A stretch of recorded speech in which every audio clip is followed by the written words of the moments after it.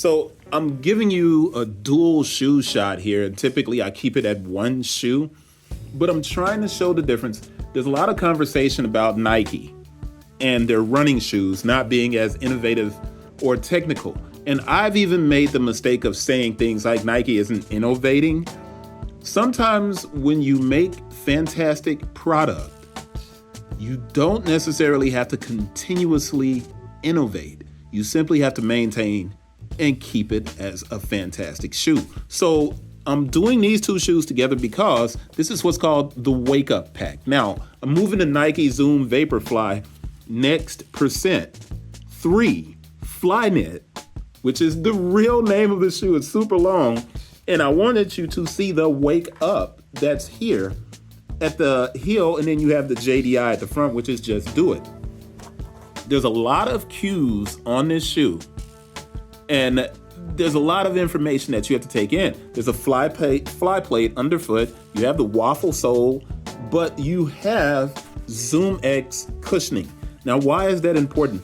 And why is this shoe, why does it look so different from the Infinity Run or the Invincible Run over here on the side? And what you see is the original super shoe, designed for podiums and PRs, built to world standards. And then you're chasing the bunny at the front.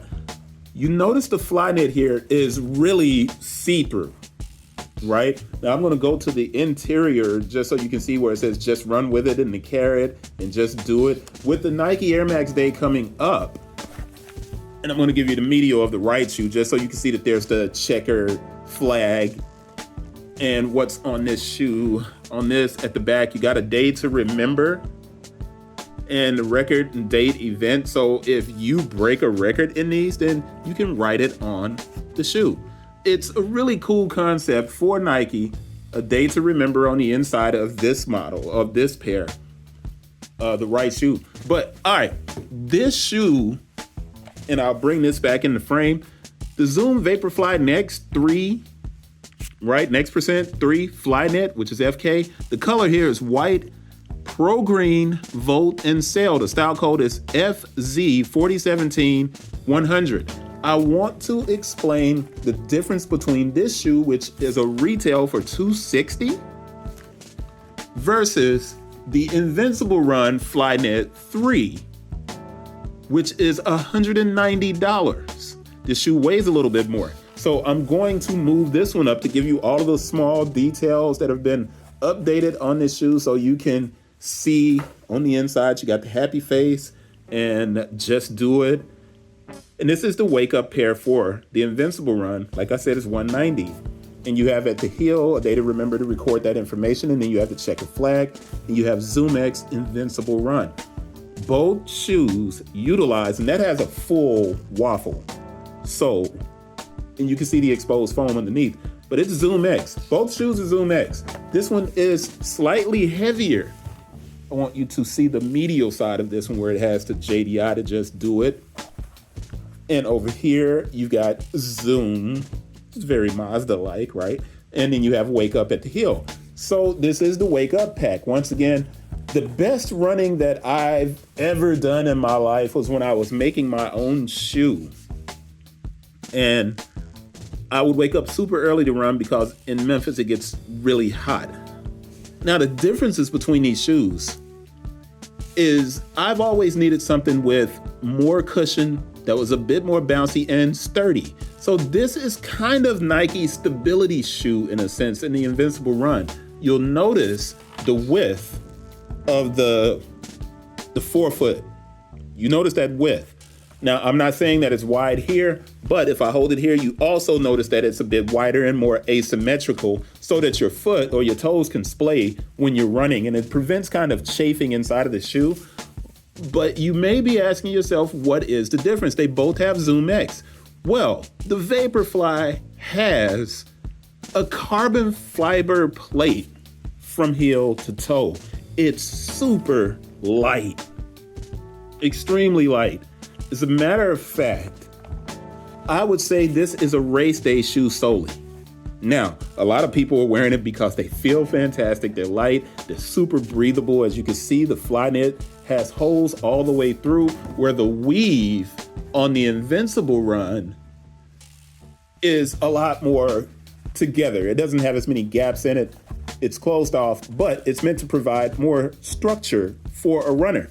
If you're a serious runner, these two shoes are where you're going to start. That'll be your daily. This would be your daily, the Invincible Run. But on race day, you would transition over to this shoe. Now, that doesn't mean you can't race in the Invincible Run. But if you're serious and you're putting in like heavy miles, and I'm talking marathons, half marathons, this is going to be your race day shoe. Ridiculously light, incredibly fast. Incredibly fast. Where here you get more of this kind of rocker shape to the shoe. And I love this translucent guard, this molding around for stability. Let me pick this up and see if I see something on here. Oh, you know what? It has words around it. Invincible Run, Beaverton, Oregon, that goes around this green section that you see on the shoe here. And it's the Nike running department designed at Nike World Headquarters, Beaverton, Oregon. And that's going around this trim here. It's going around the trim on this lime green color. And I just don't want to miss anything. The tongue where it says Nike Invincible Run. If you're going to be serious, if you're just starting to run, if you're watching this video and you're like, well, Chris, tell me, should I get this if I'm just starting to run? I'm going to tell you no immediately. $190, $260. Those are expensive shoes. Nike makes a shoe called the Windflow, and I think it's on the 10th version. Get the Windflow, man. That Windflow, I think, is only $100. And it performs almost exactly like this shoe. Almost exactly like this shoe. And I need to do a video on the site for the Windflow. If you've been running a little bit longer and you're doing maybe 3 miles per day, then step up to the Vomero. Maybe the Vomero. If you're just getting started, Nike has an under $100 shoe called the Interact Run. And I know I'm talking a lot, and you guys are probably like, dude, you're talking a lot. But it's important information to have, man. And this is a little bit different than what I usually do, which is the individual video one at a time. I wanted to talk about those important factors. If you're a Nike fan, you're just starting to run, Interact Run first, Windflow second, and this is taking you through the stages of running. This is going to be the last one you'll get to. This and the other super shoe. But Interact Run first, Windflow second, Vomero,